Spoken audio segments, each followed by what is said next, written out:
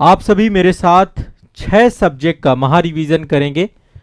और जैसा कि प्रारंभिक परीक्षा के 6 महत्वपूर्ण आपके सब्जेक्ट होते हैं, एक आपका इतिहास है। इतिहास की विषय वस्तु देखेंगे हम लोग। और इतिहास में आज मैं चाह रहा हूं कि अब मैं आप सभी को कालानुक्रम पढ़ा दूं, क्योंकि कालानुक्रम से बहुत क्वेश्चन आ रहे हैं। पीसीएस में तो भर भर के क्वेश्चन आते हैं। तो जैसे महत्वपूर्ण ऐतिहासिक युद्ध हो गए, उनका कालानुक्रम कई बार पूछ लेता है, कई बार घटनाएं पूछ लेता है। वो घटनाएं कोई भी हो सकती हैं, हो सकता है कई किसी संस्था का निर्माण हुआ हो सकता है कि कोई ऐतिहासिक घटना हुई हो, कोई क्रांतिकारी घटना हुई हो, कांग्रेस के अधिवेशन हुए हों। तो क्रम पूछता रहता है। तो मैं चाहता हूं कि मैं आपको अब कालानुक्रम पढ़ा दूं। ठीक है। कई बार राजाओं का क्रम पूछ लेता है कि किसके बाद कौन सा राजा है, कौन सा राजा है। तो वो सारी चीजें अब हम पढ़ेंगे इस सेशन में। जो आगे अब सेशन हमारे होंगे, हम कालानुक्रम पढ़ेंगे। तो भारत की प्रमुख ऐतिहासिक कालानुक्रम पढ़ेंगे। फिर इसके बाद पॉलिटी में आज मैं जो पढ़ाने वाला हूं, विधानसभा और विधान परिषद सीटें आप लोगों को पढ़ाने वाला हूं। इसके बाद हम जो है ज्योग्राफी पढ़ेंगे, इकोनॉमी पढ़ेंगे, एनवायरनमेंट पढ़ेंगे और जनरल साइंस पढ़ेंगे। ठीक है। तो सभी सब्जेक्ट के लिए तैयार हो जाइए। एक बहुत ही शानदार सेशन आप सभी के साथ जुड़ रहा है। चलिए, कम टाइम पे इतना विस्तार में पढ़ पाना केवल महा रिवीजन क्लास में ही संभव है। तो शुरू करते हैं।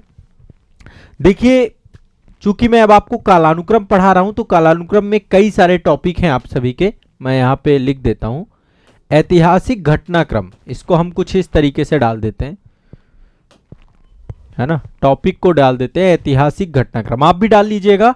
और देखिए, मैं चाहता हूं कि ऐतिहासिक घटनाक्रम आप लोगों के पास एक प्रॉपर होना चाहिए। आपको भी अपने नोट्स जो बनाइए, ऐतिहासिक घटनाक्रम, किस घटना के बाद कब कौन सी घटना हुई, उसका क्या जुड़ाव है, थोड़ा सा हमें देखना है। बहुत फास्ट फॉरवर्ड हम चीजों को देखने का प्रयास करेंगे। कम से कम मैं आपको आज 10 घटनाएं बता दूंगा। ठीक है। तो आज हम सबसे पहले युद्ध देखते हैं, प्रमुख युद्ध।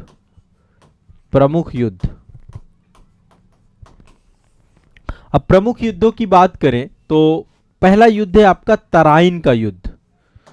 तराइन का प्रथम युद्ध। अब देखिए, तराइन के 2 युद्ध हुए हैं, तराइन का प्रथम युद्ध और तराइन का द्वितीय युद्ध। ये दोनों आपको पता होने चाहिए, आपको पता भी होंगे। नहीं पता है तो बता देता हूं। तराइन का एक तीसरा युद्ध भी हुआ है, द्वितीय युद्ध। तराइन का तीसरा युद्ध भी हुआ है। तीसरा युद्ध शायद आप में से कुछ लोगों को ही पता होगा, तो मैं उसको भी यहां पे ऐड कर देता हूं, तराइन का तृतीय युद्ध। 3 युद्ध हुए हैं और तीनों का कालानुक्रम मैं लिख रहा हूं यहां पे। ये हुआ है 1191 में, ये हुआ है 1192 में, ये हुआ है 1215 में। ये 3 आपको याद रखना है डेट। 1191 में पृथ्वीराज और मोहम्मद गौरी के बीच में तराइन का प्रथम युद्ध हुआ। पृथ्वीराज उसमें जीत गया। ठीक है। तो ये आपका, मैं अब यहां पे बस बताए दे रहा हूं आपको, पृथ्वीराज वर्सेस मोहम्मद गौरी। दूसरा भी पृथ्वीराज वर्सेस मोहम्मद गौरी था। पहले वाले में पृथ्वीराज जीता, दूसरे वाले में मोहम्मद गौरी जीता। दूसरे वाले में मोहम्मद गौरी जीता, पहले वाले में पृथ्वीराज जीता। ठीक है। तो दूसरे वाले में। और तराइन का जो तृतीय युद्ध है, तराइन का तृतीय युद्ध, ये आपका जो था इल्तुतमिश और ताजुद्दीन एल्दौज के बीच में हुआ था। ये इल्तुतमिश, कुतुबुद्दीन ऐबक के बाद आता है ना इल्तुतमिश, दिल्ली सल्तनत का शासक, वर्सेस एल्दौज। तो ये एक अलग युद्ध है। इतिहास में जानकारी बहुत कम मिलती है, लेकिन फिर भी मैं आपको लिखवा दे रहा हूं आपकी जानकारी के लिए, आपको पता होना चाहिए। ठीक है। अब देखो, इन्हीं के बीच में एक युद्ध और था, चंदावर का युद्ध। तराइन के प्रथम और द्वितीय युद्ध के बाद अगला युद्ध था चंदावर का युद्ध। चंदावर का युद्ध जो था वो जयचंद और मोहम्मद गौरी के बीच में हुआ, 1194 में हुआ। 1194 में मोहम्मद गौरी वर्सेस जयचंद, मोहम्मद गौरी वर्सेस जयचंद। इसमें भी मोहम्मद गौरी ही जीता। ठीक है। इसमें भी जयचंद पराजित हो गया। अब आते हैं पानीपत की लड़ाई पे। ठीक है। अब आ जाते हैं थोड़ा सा बाबर पे। बाबर की कई सारी लड़ाइयां हैं। बाबर की लड़ाई, फिर पानीपत की लड़ाई। पानीपत की 3 लड़ाइयां हुई हैं। तो अगली लड़ाई है आपकी पानीपत का प्रथम युद्ध, पानीपत, हरियाणा वाला पानीपत, पानीपत का प्रथम युद्ध, ठीक है। फिर यहां पे डाल देते हैं पानीपत का द्वितीय युद्ध, पानीपत का। अब देखो इनको क्रम से यदि सजाने को आ जाए चारों घटनाओं को, तो आपको पता है पहले तराइन का युद्ध हुआ, फिर तराइन का द्वितीय युद्ध हुआ, फिर चंदावर का युद्ध हुआ, फिर तराइन का तृतीय युद्ध हुआ, ठीक है। अब यहां पे पानीपत का प्रथम युद्ध, पानीपत का द्वितीय युद्ध और तीसरा है पानीपत का तृतीय युद्ध। तीनों युद्ध एक बार देख लेते हैं साथ में, तीनों युद्ध कंप्लीट कर लेते हैं, ठीक है। 3 लड़ाइयां हुई हैं पानीपत की, और 7 नंबर है आपका पानीपत का तृतीय युद्ध। अब देखो पहली वाला जो हुआ, यहां से स्टार्टिंग एक तरीके से होती है, ये 1526 को हुआ था, 1526 को बाबर वर्सेस इब्राहिम लोधी, बाबर का प्रवेश था वर्सेस इब्राहिम। ये शायद मुझे लगता है आप लोग को याद होंगे, बेसिक ही है, लेकिन फिर भी मैं चाह रहा हूं कि एक बार रिवाइज करा दूं, आपके दिमाग में दोबारा आ जाए। दूसरा जो पानीपत का दूसरा युद्ध था, ये 1556 में हुआ था, 1556 में। ये अकबर वर्सेस हेमू हुआ था, अकबर वर्सेस हेमू। इसमें जो है आपका अकबर जीत गया, इसमें बाबर जीत गया, ठीक है। अब पानीपत का तृतीय युद्ध जो आपका हुआ था, ये आपका कब हुआ था? मराठों के बीच में हुआ था 1761 में, बहुत समय बाद हुआ ये, 1761 में ये हुआ। अब्दाली वर्सेस अहमद शाह अब्दाली, अहमद शाह अब्दाली वर्सेस मराठा सरदार सदाशिवराव भाऊ थे इस समय, सदाशिवराव भाऊ मराठा पानी। इसमें अहमद शाह अब्दाली जीता था, अहमद शाह अब्दाली। इतना आपको याद हो गया, ये डेट आपको इतनी याद हो जानी चाहिए, बहुत सामान्य सी है। अभी और भी डेट हम देखेंगे। अब थोड़ा सा हम बाबर के और भी युद्ध देख लेते हैं। पानीपत के प्रथम युद्ध के बाद बाबर ने लगातार 3 युद्ध और किए, ठीक है। खानवा, चंदेरी और घाघरा, इनका क्रम याद रखिएगा। खानवा का युद्ध,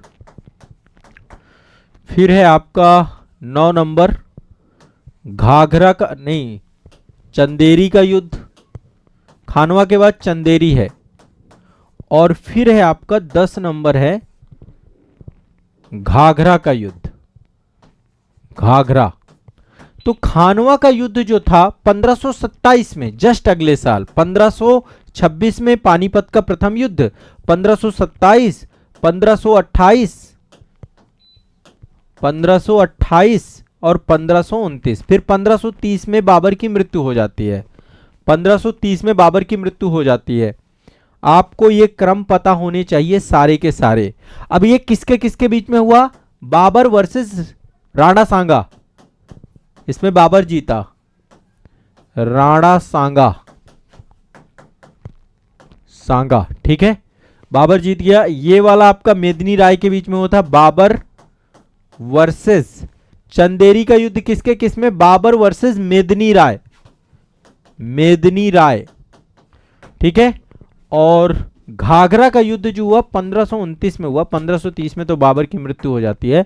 1529 में घाघरा का युद्ध बाबर वर्सेस अफगान शासक, बाबर वर्सेस अफगान,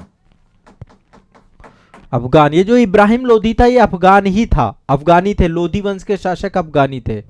ये 10 आपको अभी याद कर लेना, 10 कालानुक्रम देखो यहां पर हैं। तराइन का प्रथम युद्ध 1191 पृथ्वीराज वर्सेस मोहम्मद गौरी, तराइन का द्वितीय युद्ध 1192 पृथ्वीराज वर्सेस मोहम्मद गौरी, तराइन का तृतीय युद्ध 1215 इल्तुतमिश वर्सेस अल्दौज, चंदावर का युद्ध 1194 मोहम्मद गौरी वर्सेस जयचंद, पानीपत का प्रथम युद्ध 1526 बाबर वर्सेस इब्राहिम लोधी, पानीपत का द्वितीय युद्ध 1526 अकबर वर्सेस जो है हेमू, पानीपत का तृतीय युद्ध 1761 अहमद शाह अब्दाली वर्सेस मराठा, खानवा 1527 बाबर वर्सेस राणा सांगा, चंदेरी 1528 बाबर वर्सेस मेदिनी राय, 1529 घाघरा बाबर वर्सेस अफगान। सभी याद हैं? चलो बहुत बहुत शुभकामनाएं सांभवी नंद जी, बहुत बढ़िया, वेरी गुड। अभी और भी बहुत सारे हैं, अभी बहुत सारे हैं। अभी तो ये बेसिक हैं, ये सारे याद होंगे आप लोगों को, अच्छी बात है यदि याद हैं। घाघरा के बाद फिर आपका कन्नौज है, बिलग्राम है ना, चौसा का युद्ध है, तालीकोटा का युद्ध है, हल्दी घाटा का युद्ध है, बहुत सारे युद्ध हैं, है ना, कोलाचोल का युद्ध है, प्लासी का युद्ध है, वांडीवास का युद्ध है, रूहेला युद्ध है, बक्सर का युद्ध है, खुर्दा का युद्ध है ना, बहुत सारे युद्ध हैं। युद्ध आपको मतलब दिमाग में कुछ रटे होने चाहिए, क्रम आपको याद होना चाहिए, ठीक है। तो ये एक बहुत बड़ा सेगमेंट है जो आपको याद रखना है, ठीक है। चलो अब अगले सब्जेक्ट की तरफ मूव करते हैं। अगला सब्जेक्ट आपका भारतीय राज्य व्यवस्था से जुड़ा हुआ है, इंडियन पॉलिटी। अब आ जाते हैं इंडियन पॉलिटी की तरफ। और इंडियन पॉलिटी में मैं जो है आप लोग को पढ़ाना चाह रहा हूं विधानसभा की सीटें और विधान परिषद की सीटें। देखिए सबसे पहले तो ये याद कर लीजिए कि मात्र द्विसदनीय विधानसभा जो हमारी है, द्विसदनीय, वो 6 राज्यों में है। द्विसदनीय विधानसभा कहां पर है? 6 राज्यों में। 6 राज्यों में द्विसदन है। 6 राज्यों में देखो यूपी हो गया एक हमारा, एक तो हमारा यूपी हो गया, दूसरे नंबर पे हमारा बिहार हो गया। यूपी बिहार अगल बगल है, ये तो याद हो ही जाएंगे आपको। इन सब में क्या है? विधानसभा भी है और विधान परिषद भी है, दोनों चीजें हैं, विधानसभा भी है विधान परिषद भी है। तो यूपी हो गया, बिहार हो गया। अब नीचे आते हैं, नीचे महाराष्ट्र है, ठीक है, महाराष्ट्र है, कर्नाटक है, आंध्र प्रदेश है और तेलंगाना है। महाराष्ट्र, कर्नाटक, आंध्र प्रदेश और तेलंगाना, ठीक है। टोटल 6 हो गए आपके। अब एक बार इनकी सबकी सीटें लिख लेते हैं। विधानसभा की सीटें कहां पर है और विधान परिषद की सीटें कहां पर कितनी है, ये आपको रटी होनी चाहिए। सबसे ज्यादा विधानसभा की सीटें 403 उत्तर प्रदेश में है और 100 विधान परिषद सीटें सबसे ज्यादा उत्तर प्रदेश में है। तो यहां पे ये यूपी वाले बच्चे याद रखें। बिहार वाले याद कर लें, 243 बिहार में विधानसभा की सीटें, मैच द फॉलोइंग आता है, 243 विधानसभा की सीटें हैं और 75 आपकी विधान परिषद की सीटें, 75 75 आपकी कहां की है? विधान परिषद की। यहां की थोड़ी ज्यादा भी देखो, महाराष्ट्र में चुनाव हुए थे, 288 विधानसभा की सीटें हैं और 78 सीटें विधान परिषद की हैं आपकी, 288 और 78, ये आपको याद कर लेना है। कर्नाटक में 224 सीटें हैं, विधानसभा की 224 सीटें हैं कर्नाटक में और टोटल 75 सीटें हैं विधान परिषद में, 75 सीटें। आंध्र प्रदेश की बात करें तो आंध्र प्रदेश में 175 सीटें हैं, 175 सीटें विधानसभा की और विधान परिषद की मात्र 58 सीटें हैं, 58 सीटें हैं। 119 सीटें तेलंगाना की है। तेलंगाना में चुनाव हुआ था ना, रेवंत रेड्डी, कांग्रेस की सरकार वहां पे बनी है, पवन कल्याण वहां पे जो है गठबंधन में है आपके, 40 सीटें। पवन कल्याण यहां पे है, आंध्र प्रदेश में है। आंध्र प्रदेश में आप लोगों ने पुष्पा मूवी देखी है? अल्लू अर्जुन के चाचा हैं पवन कल्याण। पवन कल्याण भी बहुत बड़े हीरो थे। ये जो अल्लू अर्जुन है ना, इनका खानदान आप मतलब आप देखेंगे बड़ा खतरनाक खानदान है पूरा का पूरा, मतलब जो पूरा का पूरा इनका वो है। चिरंजीवी के बारे में आप जानते हो, चिरंजीवी हो गया। जूनियर एनटीआर तो अलग हैं, वो तमिलनाडु से जुड़े हुए हैं। जूनियर एनटीआर अभी जो आई थी ना, उनकी कई सारी मूवी RRR वगैरह में। रामचरण जो हैं वो भी अल्लू अर्जुन से जुड़े हुए, मतलब ये पूरा परिवार, इस सब एक्टर और सब खतरनाक एक्टर, एक से बढ़ के एक एक्टर है, ठीक है। तो पवन कल्याण जो है वो डिप्टी सीएम है इस समय, पहले वो बहुत बड़े एक्टर भी हैं और अभी डिप्टी सीएम के तौर पे वो हैं। कहाँ के? आंध्र प्रदेश के डिप्टी सीएम है शायद पवन कल्याण, और वहाँ के सीएम कौन है? चंद्रबाबू नायडू है ना, चंद्रबाबू नायडू है। तो देखो ये तो 6 याद कर लो, देखो इससे क्वेश्चन आता है। अब यहाँ पे देखो याद करने के लिए एक तो उत्तर प्रदेश का याद ही रहता है, सबसे ज्यादा है 403 100, बिहार का 243, बिहार का 243 और 75, ठीक है। महाराष्ट्र में 288 और 78 सीटें, कर्नाटक में 224 और 75 सीटें, आंध्र प्रदेश में 175 और 58 सीटें और तेलंगाना में 119 और 40 सीटें, ठीक है। ये तो एक क्रम आपने याद कर लिया। अब मैं कुछ और, अब सारी एक सदनीय बची है आपकी। एक सदनीय में पश्चिम बंगाल, वेस्ट बंगाल। अच्छा, आपको ये पता है कि सबसे ज्यादा सीटें कहां पर हैं? उत्तर प्रदेश में। दूसरे नंबर पे सीटें कहां पर हैं? पश्चिम बंगाल में। दूसरे नंबर पे पश्चिम बंगाल, तीसरे नंबर पे महाराष्ट्र।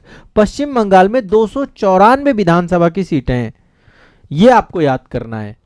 पहले नंबर पे उत्तर प्रदेश है, दूसरे यदि क्रम से सजाने के लिए आ जाए तो भी आप सजा सकते हैं, ठीक है। तीसरे नंबर पे आपका महाराष्ट्र है, 288 सीटें तीसरे नंबर पे। चौथे नंबर पे बिहार आता है, 243 सीटें बिहार आता है चौथे नंबर पे। बिहार कितने नंबर पे है? चौथे नंबर पे बिहार है। ठीक है, तमिलनाडु 5वें नंबर पे आता है। तमिलनाडु में 234 सीटें हैं। तमिलनाडु तमिलनाडु कितनी है? 234 सीटें। अब मैं थोड़ा क्रम आपका बना देता हूं। सबसे ज्यादा सीटें नंबर 1 यूपी, दूसरे नंबर पे है पश्चिम बंगाल, तीसरे नंबर पे है महाराष्ट्र, थर्ड नंबर पे, चौथे नंबर पे है आपका बिहार, पांचवें नंबर पे है आपका तमिलनाडु। टॉप 5 कम से कम आपको याद होना चाहिए। ये सब क्रम से पूछ लेता है। अब कैसे भी क्वेश्चन बन रहे हैं, आपको थोड़ा सा अलर्ट होकर के उसको कई एंगल से देखना है, तब आप समझ पाओगे। पुष्पा 2 भी, पुष्पा नहीं देखा? पुष्पा मूवी देखना चाहिए आप लोगों को। चंदन तस्करी को लेकर के अच्छा है, मतलब बहुत अच्छी फिल्मी है ना। अच्छा फिल्मांकन है, एंटरटेनमेंट के लिए बड़ी शानदार मूवी है। ठीक है, बहुत शानदार है, एंटरटेनमेंट से जुड़ी हुई मूवी है। तो ये तो हो गए आपके यूपी बिहार। यहाँ पे अब तमिलनाडु हो गए, पश्चिम बंगाल और तमिलनाडु हो गए। अब आगे बढ़ते हैं। आगे मध्य प्रदेश। मध्य प्रदेश में 230 सीटें हैं। एमपी में कितनी है? 230 सीटें। मध्य प्रदेश में 230 सीटें। फिर कर्नाटक में 224 सीटें। ठीक है, कर्नाटक में 224 सीटें हैं। इसके बाद है आपका राजस्थान। राजस्थान में 200 सीटें हैं। राजस्थान में 200 कितनी है? 200 सीटें राजस्थान में। गुजरात में 182 सीटें। गुजरात में 182 सीटें, 182 सीटें कहां पर है? गुजरात में 182 सीटें। ठीक है, फिर आंध्र प्रदेश आता है 175 सीटें, फिर आपका आंध्र प्रदेश पड़ता है। तो ये आपको क्रम याद रखना है। सबसे ज्यादा है यूपी 403, दूसरे नंबर पे बिहार 243, तीसरे नंबर पे महाराष्ट्र 288, चौथे नंबर पे कर्नाटक 224, आंध्र प्रदेश 175, तेलंगाना 119, पश्चिम बंगाल 294, तमिलनाडु 234, मध्य प्रदेश 230, राजस्थान 200, गुजरात 182। अभी इतनी याद कर लो, गुजरात 182। मैं चाहता हूं मैं सारी की सारी सीटें आपको याद करा दूंगा, जितने भी स्टेट हैं 28 के 28 स्टेट और संघीय प्रदेश। ठीक है, संघीय प्रदेश कल हम देख लेंगे। आज के लिए पॉलिटी में इतना ही रखेंगे। इसके बाद हम सब्जेक्ट चेंज करने की दिशा में आगे बढ़ने जा रहे हैं। ठीक है, अब देखिए, अब आ जाते हैं थोड़ा सा साइंस की तरफ में। फिजिक्स के देखिए कुछ नियम हैं आपके। जैसे एक नियम ऊर्जा संरक्षण से जुड़ा हुआ है आपका। ठीक है, एक नियम है आपका फिजिक्स का जो कि ऊर्जा संरक्षण का नियम है। ऊर्जा संरक्षण का नियम, ये नियम क्या कहता है? अभी देखो कई सारे क्वेश्चन जो बन सकते हैं वो मैं बताऊंगा। ये कहता है ऊर्जा को ना तो उत्पन्न किया जा सकता और ना ही नष्ट किया जा सकता। आमतौर पे देखें तो आइंस्टीन ने भी E=mc², है ना, उसमें भी यही है कि ऊर्जा को ना तो उत्पन्न किया जा सकता ना तो नष्ट किया जा सकता है। ऊर्जा का क्या होता है? रूपांतरण होता है। ऊर्जा एक रूप से दूसरे रूप में परिवर्तित किया जाता है। ठीक है, तो मतलब ऊर्जा ऐसा नहीं होता जैसे ऊर्जा का रूप परिवर्तित हुआ तो दूसरे रूप में चला जाएगा। ठीक है, तो पूरे विश्व में ऊर्जा एक कांस्टेंट है, मतलब ऐसा नहीं है कि वो बढ़ रही है या घट रही है। इसी को ऊर्जा संरक्षण का नियम कहते हैं। ऊर्जा स्थिर है पूरे विश्व की, यदि हम ऊर्जा देखें। ठीक है, अब इसको लेकर के जो इंपॉर्टेंट है आपका, ऊर्जा के रूपांतरित करने वाले कुछ उपकरण हैं जो ऊर्जा को रूपांतरित करते हैं। जैसे कि डायनामो। डायनामो जानते हैं आप लोग? डायनेमो का काम क्या होता है? डायनेमो का काम होता है यांत्रिक ऊर्जा को विद्युत ऊर्जा में परिवर्तित करना। इससे क्वेश्चन कई बार पूछा जाता है। यांत्रिक ऊर्जा को विद्युत ऊर्जा में परिवर्तित करना। जो बड़े बड़े टरबाइन्स लगे होते हैं, अभी मैं कई सारे आपको लिखवाऊंगा। टरबाइन्स होते हैं ना, जो बड़ी बड़ी जल विद्युत परियोजनाएं होती हैं, वहां पे टरबाइन लगे होते हैं और वो टरबाइन घूमते हैं, क्योंकि पानी बहुत तेजी से ऊपर से गिरता है तो टरबाइन घूमते हैं, उनमें डायनामो लगे होते हैं और वो डायनामो क्या करते हैं? यांत्रिक ऊर्जा को विद्युत ऊर्जा में कन्वर्ट करते रहते हैं। जो विद्युत बनती है वो डायनामो के द्वारा ही बनाई जाती है। ठीक है, इसके बाद अगला है मोमबत्ती। मोमबत्ती, मोमबत्ती है, जब मोमबत्ती जलती है तो रासायनिक ऊर्जा प्रकाश ऊर्जा में परिवर्तित होती है। देखते हैं ना, मोमबत्ती जलती है तो क्या होता है, रासायनिक ऊर्जा प्रकाश ऊर्जा में या ऊष्मा में कन्वर्ट हो जाती है। रासायनिक ऊर्जा प्रकाश ऊर्जा में या ऊष्मा में, प्रकाश ऊर्जा या ऊष्मा में परिवर्तित हो जाती है। ठीक है, मोमबत्ती से क्या होता है, रासायनिक ऊर्जा जो है प्रकाश ऊर्जा या ऊष्मा में परिवर्तित हो जाती है। माइक्रोफोन, माइक्रोफोन क्या करता है, ध्वनि ऊर्जा को विद्युत ऊर्जा में परिवर्तित करता है। जैसे आप ये देख पा रहे हैं ना, माइक्रोफोन ये क्या कर रहा है, इसको ध्वनि ऊर्जा, मैं बोल रहा हूं और बोलने के बाद ये आप तक पहुंचा रहा है, तो ये ध्वनि ऊर्जा को विद्युत ऊर्जा में परिवर्तित करने का काम करता है माइक्रोफोन। माइक्रोफोन, फोन वगैरह जो भी हम यूज करते हैं उसको क्या कर रहा है, वो ट्रांसफॉर्म कर रहा है। कैसे कर रहा है, ध्वनि ऊर्जा से विद्युत ऊर्जा में, ध्वनि ऊर्जा को विद्युत ऊर्जा में, विद्युत ऊर्जा में। ठीक है, इसके बाद लाउड स्पीकर, लाउड स्पीकर लगे होते हैं ना बड़े बड़े, लाउड स्पीकर का काम क्या होता है, विद्युत ऊर्जा को ध्वनि ऊर्जा में परिवर्तित करता है। विद्युत ऊर्जा को ध्वनि ऊर्जा में लाउड स्पीकर परिवर्तित करता है। विद्युत ऊर्जा को ध्वनि ऊर्जा में, विद्युत ऊर्जा को ध्वनि ऊर्जा में। जैसे आप लोग के फोन में बात करते हैं ना, फोन से, तो जैसे आप फोन से बात करते हैं तो आपके फोन में माइक्रोफोन लगा होता है। माइक्रोफोन आपकी आवाज को विद्युत ऊर्जा में परिवर्तित करता है, और दूसरी तरफ जो आपकी बात सुन रहा होता है उसके उसमें स्पीकर लगा होता है। वो स्पीकर क्या करता है, विद्युत ऊर्जा को ध्वनि ऊर्जा में कन्वर्ट कर देता है। तब आप उसकी बात सुन पाते हैं और आप उसको कोई भी संदेश भेज पाते हैं। ठीक है, इसी तरीके से सोलर सेल, जो सोलर सेल होते हैं, सोलर सेल, सोलर सेल सौर ऊर्जा को विद्युत ऊर्जा में कन्वर्ट कर देते हैं, है ना। सौर ऊर्जा को विद्युत ऊर्जा में परिवर्तित कर देते हैं। विद्युत ऊर्जा, सौर ऊर्जा को, सौर ऊर्जा, सौर्य नहीं, सौर ऊर्जा, सौर ऊर्जा को विद्युत ऊर्जा में परिवर्तित करते हैं कौन, सोलर सेल। ये आपको दिमाग को बैठाना है। ट्यूबलाइट, जो ट्यूबलाइट जलती है वो क्या करती है, बिजली मिलती है उसको प्रकाश में कन्वर्ट कर देती है। ट्यूबलाइट, ट्यूबलाइट को क्या मिलती है, विद्युत मिलती है, विद्युत ऊर्जा, और विद्युत ऊर्जा को क्या करती है, वो परिवर्तित किस में कर देती है, प्रकाश ऊर्जा में, प्रकाश ऊर्जा में। यानी हर चीज में आप देख रहे हैं ऊर्जा का परिवर्तन हो रहा है। जो ऊर्जा संरक्षण का सिद्धांत है वो यही बात बता रहा है आप लोगों को। ठीक है, इसके बाद होती है विद्युत मोटर। विद्युत मोटर क्या करती है, विद्युत ऊर्जा को यांत्रिक ऊर्जा में परिवर्तित करती है। मोटर लगा देते हैं किसी चीज में तो क्या करती रहती है, यांत्रिक ऊर्जा में परिवर्तित। विद्युत मोटर, बिजली से चलने वाली कोई भी मोटर हो, विद्युत मोटर, ये क्या करती है, विद्युत ऊर्जा को यांत्रिक ऊर्जा में परिवर्तन, यांत्रिक ऊर्जा में ये इसको परिवर्तित कर देती है। विद्युत ऊर्जा को यांत्रिक ऊर्जा में परिवर्तित करने का काम। विद्युत बल्ब, विद्युत बल्ब विद्युत ऊर्जा को प्रकाश ऊर्जा में बदलता है। विद्युत बल्ब ये क्या करता है, विद्युत ऊर्जा को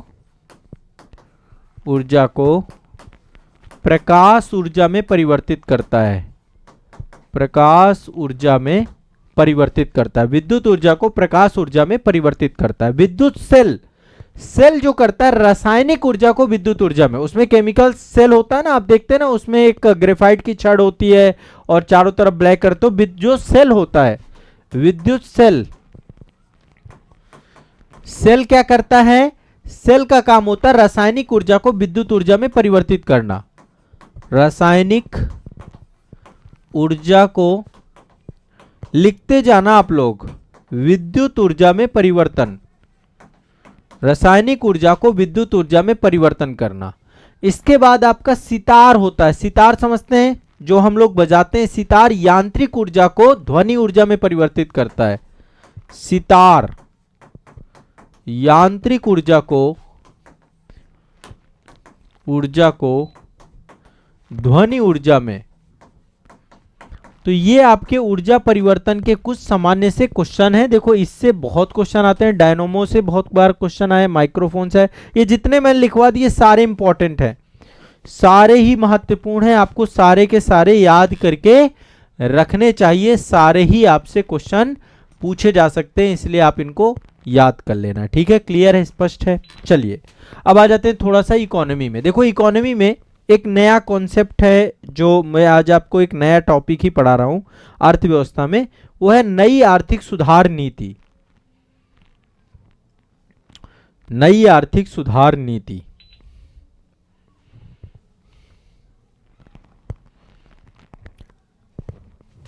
नई आर्थिक सुधार नीति 1991 नरसिम्हा राव जी के समय पे आई ये नीति। अब अभी आपको पता है डॉक्टर मनमोहन सिंह जी का निधन हो गया, हमारे भारत के पूर्व प्रधानमंत्री थे, पहले वित्त मंत्री थे ये, और इन्हीं के टाइम पीरियड पे, इन्हीं के योगदान से नई आर्थिक नीति आई है आपकी। तो नई आर्थिक नीति आर्थिक सुधार से संबंधित है, और इसका उद्देश्य क्या है?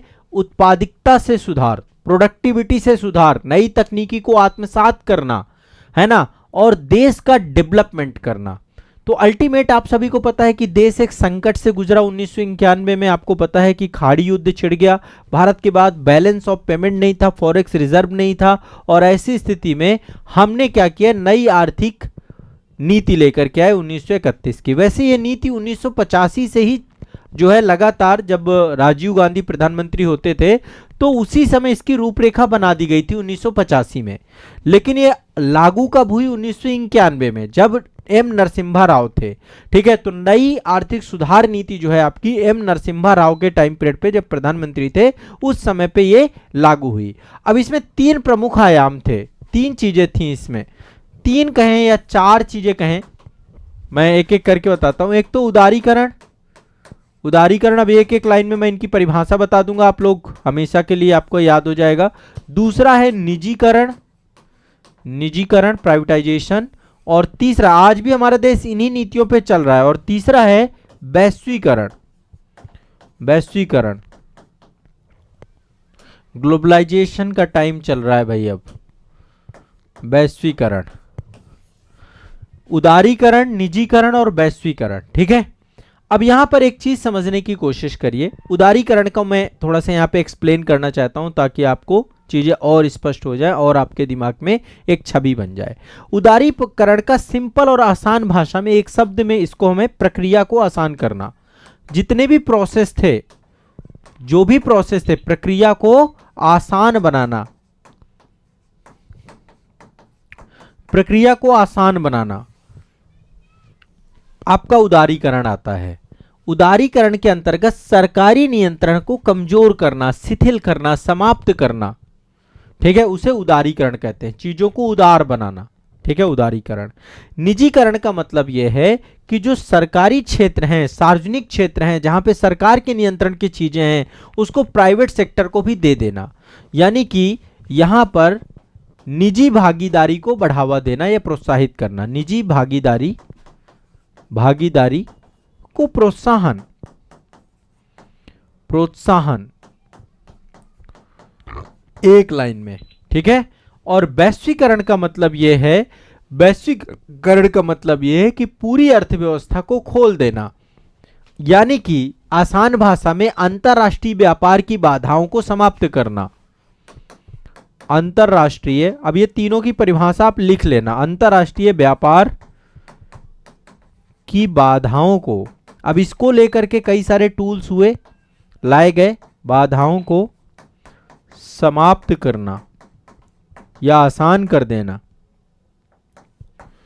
अब देखो इसको आसान भाषा में समझो। देखो उदारीकरण का मतलब क्या है? सरकारी नियंत्रण को शिथिल करना, सरकारी नियंत्रण को समाप्त करना, लाल फीताशाही और जो ये सारी चीजें थी इनको समाप्त करना। ठीक है, ये क्या है आपका उदारीकरण। वैश्वीकरण क्या है? विश्व अर्थव्यवस्था को जोड़ना, वैश्वीकरण की प्रक्रिया से अंतर्राष्ट्रीय व्यापार बाधाओं को समाप्त करना, जो अंतर्राष्ट्रीय पूरी अर्थव्यवस्था को खोल देना, ठीक है, ताकि कोई भी आकर भारत में व्यापार कर सके और भारत के नागरिक, भारत के व्यापारी बाहर जाकर के व्यापार कर सके। यह है वैश्वीकरण, ठीक है। और निजीकरण है निजी भागीदारी को बढ़ाना, ठीक है। आसान भाषा में जो है निजी क्षेत्र के, जो सरकारी क्षेत्र है उसमें निजी क्षेत्र का प्रवेश भी प्रोत्साहित करना, ठीक है। अब इसी में एक टर्म्स और निकल के आता है, विनिवेश। विनिवेश का मतलब क्या होता है? विनिवेश, विनिवेश निजीकरण से जुड़ा हुआ है। सरकार जब अपना स्वामित्व बेचती है उसको विनिवेश कहते हैं। सरकार जब अपना स्वामित्व बेचती है, सरकार जब सरकारी क्षेत्र की हिस्सेदारी प्राइवेट सेक्टर को बेचती है, उसे विनिवेश कहते हैं। आप लिख सकते हैं एक लाइन में, सरकारी क्षेत्र में सरकारी हिस्सेदारी को कम करना। मान लो सरकार 100% की मालिक थी, लेकिन सरकार ने उसका विनिवेश कर दिया, और विनिवेश करके सरकार उसमें कितने परसेंट की मालिक हो गई? मात्र और मात्र, सिर्फ और सिर्फ सरकार जो है उसमें 10% की मान लो मालिक हो गई, 15% की, 25% की, 50% की, 49% की, मतलब सरकार ने जितना विनिवेश करना था कर दिया। कई बार 4-4, 5-5% ही सरकार बेचती है, तो उसी को विनिवेश कहते हैं, ठीक है। तो विनिवेश का मतलब होता है सरकार जब अपनी हिस्सेदारी को बेचे, ठीक है। तो ये कुछ टर्म्स हैं। अभी नई आर्थिक नीति मैंने नहीं पढ़ाई, नई आर्थिक नीति आने वाले सेशंस में मैं बताऊंगा कि नई आर्थिक नीति में क्या क्या चीजें थी। बहुत से उद्योगों की हिस्सेदारी सरकार ने बेची, बहुत सारे निर्यात करों को समाप्त कर दिया, सरकार ने जो है उच्च प्राथमिकता वाले उद्योगों में तकनीकी संधियां जो है दूसरे देशों के साथ की, ग्लोबलाइजेशन के लिए काम किया, कई सारे क्षेत्रों का लाइसेंस समाप्त कर दिया गया। तो उन सबको लेकर हम अगले सेशंस में डिस्कस करेंगे, ठीक है। चलिए अगला चलते हैं। देखिए अब अगला आ जाते हैं जैव विविधता में, इन्वायरमेंट में, पर्यावरण में। देखिए पर्यावरण के अंतर्गत ना, मैं आपको पर्यावरण कई बार पढ़ा चुका हूं, बहुत ज्यादा पढ़ा चुका हूं, इतना मैंने पढ़ाया है पर्यावरण। और पर्यावरण में मैंने आप सभी को जैव विविधता के बारे में पढ़ाया था। जैव विविधता, जैव विविधता मैंने आपको पढ़ाया था, और जैव विविधता के संरक्षण के बारे में भी हमारी चर्चा हुई थी।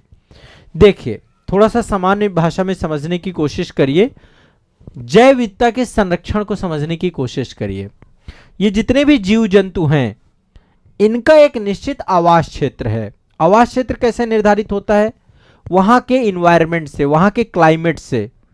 कोई भी जीव जंतु को रहने के लिए एक निश्चित टेम्परेचर चाहिए, ठीक है, एक निश्चित टेम्परेचर चाहिए, तापमान चाहिए, है ना। और उसी तापमान के आधार पे वो अपना आवास चुनता है। कोई ठंडियों में रहता है, कोई गर्मियों में रहता है, कोई बिल बना के रहता है, कोई बाहर रहता है। उसका एक अपना खुद का एक क्या है, क्लाइमेट एरिया है। और इसीलिए आप देखेंगे हर एक क्लाइमेट के अलग अलग जीव जंतु हैं। तो जीव जंतुओं को जैव विविधता संरक्षण के अंतर्गत जिस स्थान में वो रह रहे हैं उसी स्थान को प्रोटेक्ट कर दिया जाता है। इसको हम स्वस्थानीय संरक्षण कहते हैं। यानी कि जब जीव और वनस्पतियों को उनके प्राकृतिक आवास क्षेत्र में संरक्षण प्रदान किया जाता है तो उसको स्वस्थानीय संरक्षण करते हैं। अब सरकारें कैसे करती है? राष्ट्रीय उद्यान बना देती है, वन्य जीव अभयारण्य घोषित कर देती है। अभी आप देख रहे हैं बहुत सारे प्रोजेक्ट टाइगर के तहत, टाइगर आरक्षित क्षेत्र बना रही है, जैव मंडल रिवर क्षेत्र बना देती है, जैव मंडल रिजर्व, समुदाय बना देती है, संरक्षण बना देती है, समुद्री संरक्षित क्षेत्र बना देती है, पवित्र उपवन बना देती है। सारी चीजें सरकार बना देती है। तो स्वस्थानीय पद्धति के अंतर्गत सरकार के द्वारा इनको, अच्छा एक चीज ध्यान रखिएगा, स्वस्थानीय पद्धति के अंतर्गत वनस्पति उद्यान को सम्मिलित नहीं किया जाता है। देखिए मैं एक बार यहां पे स्पष्ट करता हुआ चलता हूं, इन्हीं से क्वेश्चन गलत होते हैं, बहुत बेसिक क्वेश्चन गलत हो जाते हैं यहां से। तो हम पढ़ रहे हैं जैव विविधता का संरक्षण। हम क्या पढ़ रहे हैं? जैव विविधता का संरक्षण। जैव विविधता का संरक्षण।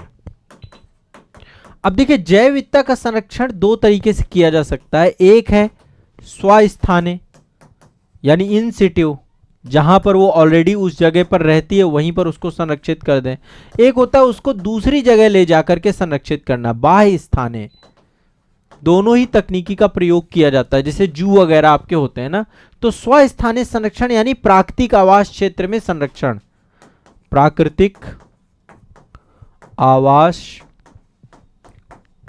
में संरक्षण। और बाह्य स्थाने का मतलब है प्राकृतिक आवास से दूर ले जा करके, जहां पे उसकी नेचुरल, जहां पे वो है ना जीव जंतु है, उसको दूसरे स्थान पे ले जाना, यानी एक तरीके से कृत्रिम स्थान पे, कृत्रिम, यहाँ पे प्राकृतिक नहीं है, कृत्रिम स्थान पे ले जाना, उसको एक कृत्रिम एनवायरनमेंट देना। ये तो प्राकृतिक आवास क्षेत्र है। अब इसके अंतर्गत आते क्या क्या हैं? इसके अंतर्गत आते हैं स्वस्थानी के अंतर्गत राष्ट्रीय उद्यान, नेशनल पार्क। अब राष्ट्रीय उद्यान क्या होते हैं मैं आपको बताऊंगा। राष्ट्रीय उद्यान होते हैं, और क्या होते हैं? वन्य जीव अभयारण्य। वन्य जीव अभयारण्य, सरकार ने बहुत सारे कानून बना रखे हैं। वन्य जीव संरक्षण अधिनियम है हमारा 1972 का, ठीक है। पर्यावरण संरक्षण अधिनियम है 1986 का। बहुत सारे, आपको पता है एक भोपाल में बहुत बड़ी घटना घटी थी 1984 में। 1984 में एक कंपनी थी यूनियन कार्बाइड, आज भी अभी चर्चा में था, 40 साल हो गए 1984 की घटना के बाद। 2024 में 40 साल पूरे हुए उस घटना को। और आपको पता है यूनियन कार्बाइड में एक मिथाइल आइसोसाइनाइड, साइनाइड समझ ही रहे हैं, जहर ही है, वो लीकेज हो गया, और वो लीकेज से पूरा का पूरा भोपाल आपका गैस चेंबर में कन्वर्ट हो गया, ठीक है। और लोग जो है वहां पे बड़ी संख्या में लोग मारे गए, लगभग हजारों की संख्या में लोग मारे गए। 1984 में घटना घटी थी। उसी समय इंदिरा गांधी की हत्या भी हुई थी। इंदिरा गांधी की हत्या हो गई, देश में सिख दंगा चल रहा था, उसी समय भोपाल में घटना घटी थी। और उस समय रेलवे की भूमिका को लेकर के अभी एक वेब सीरीज भी आई है, रेलमैन करके, बहुत बढ़िया वेब सीरीज है, देखना चाहिए आप लोगों को। बहुत शानदार वेब सीरीज है रेलमैन, देखिएगा यदि टाइम मिलता है, वेब सीरीज वगैरह के शौकीन है तो जरूर देखिएगा आप लोग, ठीक है। रेलमैन करके है, शायद नेटफ्लिक्स में है, संभवतः नेटफ्लिक्स में है, बहुत अच्छी है। तो वहां पे यूनियन कार्बाइड में मिथाइल आइसोसाइनाइड का वो हुआ, और आपको पता है अमेरिका का था उसका मालिक, बाद में कुछ हुआ नहीं उसके साथ। अभी क्या हुआ है, आज के न्यूज़पेपर में खबर थी कि उसका जो 300 टन जहरीला कचरा था, आज उसको 12 से ज्यादा ट्रकों में लाद करके दूसरी जगह उसको फेंका जा रहा है, हटाया जा रहा है वहां से उस कचरे को, ठीक है। तो हाई कोर्ट, वो भी जब हाई कोर्ट ने, मध्य प्रदेश में हाई कोर्ट के द्वारा ऑर्डर किया गया, उसके बाद जो है वो प्रक्रिया हुई है। तो ये तो स्थिति है। तो इससे क्वेश्चन एक मिथाइल आइसोसाइनेट से आता है। उसके बाद ही 1986 में पर्यावरण संरक्षण अधिनियम लाया गया था आपका, पर्यावरण संरक्षण अधिनियम उसके बाद ही आया था। तो राष्ट्रीय उद्यान आता है, स्वस्थान में वन्यजीव अभयारण्य आता है, समुदाय आगार आता है, कम्युनिटी रिजर्व बोलते हैं इसको हम, समुदाय आगार, संरक्षण आगार, संरक्षण आगार, पवित्र उपवन, ये सब मैंने पढ़ा है इन्वायरमेंट में, उपवन, ठीक है। समुदाय आगार, संरक्षण आगार, पवित्र उपवन। इसके बाद है समुद्री संरक्षित क्षेत्र, समुद्री संरक्षित क्षेत्र, ठीक है, समुद्री संरक्षित क्षेत्र हो गया आपका। और इसके बाद आपका क्या जुड़ जाएगा? जैव मंडलीय रिजर्व, जैव मंडलीय रिजर्व। जैव मंडल रिजर्व जो आपके होते हैं 18 हैं टोटल, अभी 12 आपके यूनेस्को द्वारा संरक्षित हैं, पन्ना भी लेटेस्ट बना था, जैव मंडल रिजर्व।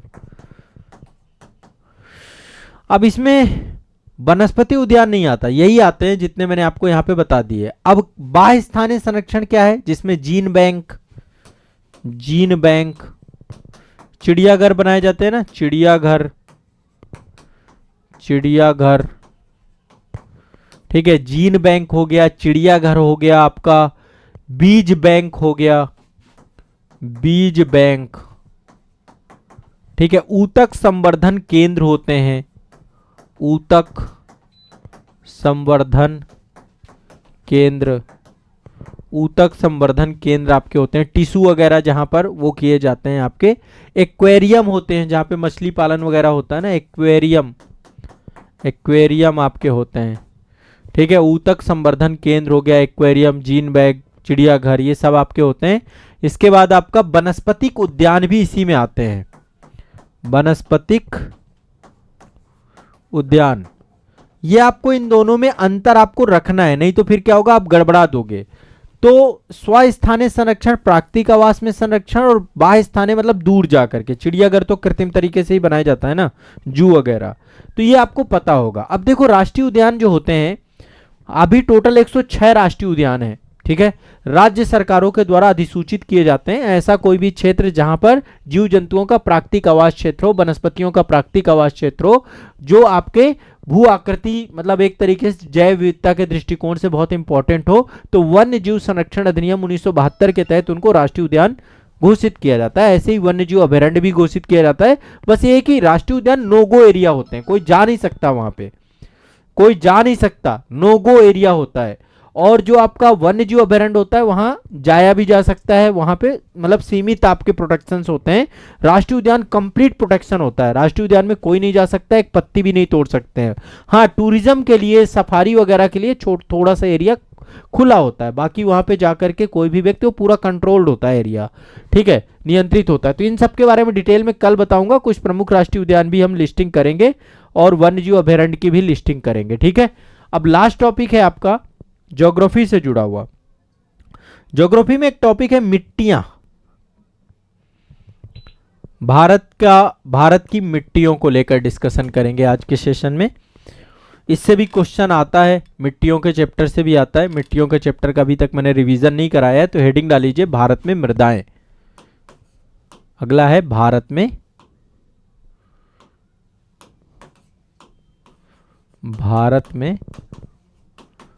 मृदाएं। अब देखिए, सबसे पहली बात है, मृदा से क्वेश्चन आता है, अभी पीसीएस में था, अभी भी क्वेश्चन आया था, आता है यहां से। इसको बोलते हैं, इसका अध्ययन करते हैं पेडोलॉजी के माध्यम से। मिट्टी के अध्ययन को हम क्या बोलते हैं? पेडोलॉजी, मृदा विज्ञान। मृदा विज्ञान इंग्लिश में बोलते हैं इसी को हम पेडोलॉजी।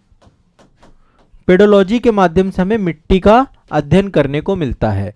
भारतीय एक संस्था है आपकी, भारतीय कृषि अनुसंधान परिषद। भारतीय कृषि अनुसंधान परिषद, उसके द्वारा मिट्टी को 8 वर्गों में विभाजित किया गया है। मिट्टी 8 वर्गों में विभाजित की गई है। 8 वर्गों में मिट्टी का विभाजन किया गया। पहला है आपका जलोढ़ मिट्टी, पहला आपका है जलोढ़ मिट्टी। दूसरा आपका कौन सी मिट्टी है? दूसरी है आपकी, पहली है जलोढ़ मिट्टी, दूसरी आपकी काली मिट्टी। काली मिट्टी, पहली है जलोढ़ मिट्टी, दूसरी है काली मिट्टी। एक बार लिख लीजिए, काली मिट्टी को ही हम रेगुर मिट्टी भी कहते हैं। इनके बारे में डिटेल में मैं आने वाले सेशन में बताऊंगा। तीसरी है लाल मिट्टी, लाल मिट्टी, ठीक है। अभी इन सब की क्या विशेषता होती है, क्या क्या चीजें होती हैं, अगले आने वाले सेशन पे हम डिस्कस करेंगे। चौथी है आपकी लैटेराइट मिट्टी, लैटेराइट मिट्टी, लैटेराइट मिट्टी, चौथी कौन सी है? लैटेराइट मिट्टी। 5वें नंबर की मिट्टी आपकी कौन सी है? शुष्क मिट्टी, जो मरुस्थल वगैरह में पाई जाती है, बलुई मिट्टी, जिसको हम बोलते हैं शुष्क मिट्टी, रेतीली मिट्टी, शुष्क मिट्टी, ठीक है। 6वें नंबर की मिट्टी आपकी कौन सी है? लवणीय मिट्टी। 6वें नंबर की है लवणीय मिट्टी, लवणीय मिट्टी। ये दलदलीय क्षेत्रों में ज्यादातर पाई जाती है, खासकर समुद्री क्षेत्रों में। मैं इसके बारे में आगे आने वाले सेशन में डिस्कस करूंगा। इसके बाद अगली है 7वीं नंबर पीट मिट्टी, पीटमय मिट्टी, पीट मिट्टी बोलते हैं इसको। और नंबर 8 आपका है वनों में जो पाई जाती है वन मृदाएं, फॉरेस्ट एरिया में जो पाई जाने वाली मिट्टी है वन मृदा बोलते हैं। इसे पर्वतीय मृदा भी कहते हैं, इसको हम पर्वतीय मृदा लिख देते हैं, पर्वतीय, पर्वतीय मृदा, ठीक है। तो टोटल आपके मिट्टी कितने प्रकार की हो गई? 8 प्रकार की मिट्टी होती है, 8 प्रकार की। जलोढ़ मिट्टी, काली मिट्टी, लाल मिट्टी, लैटेराइट मिट्टी, शुष्क मिट्टी, लवणीय मिट्टी, पीट मिट्टी और पर्वतीय मिट्टी। अब इन सभी को, इनकी क्या क्या विशेषताएं हैं, क्या क्या इंपॉर्टेंस है, ये आने वाले सेशंस पे हम डिटेल में पढ़ेंगे। डिटेल में इसको आने वाले सेशंस में हम डिस्कस करेंगे, पढ़ेंगे, ठीक है। तो आज के सेशन को यहीं तक रखते हैं। आज के सेशन में कैसा लगा आपको आज का सेशन? बिल्कुल भी टेंशन नहीं लेना है, आपको बढ़िया से मैं कंप्लीट कराऊंगा। जितनी भी चीज़ें मैं पढ़ा रहा हूँ, ये सारी चीज़ें आपके दिमाग में बैठेंगी, याद हो जाएंगी, और ये सब टॉपिक आपके परीक्षा के लिए इंपॉर्टेंट है। परीक्षा के दृष्टिकोण से ही देख करके हम ये सारे टॉपिक कर रहे हैं आपके, ठीक है। चलिए।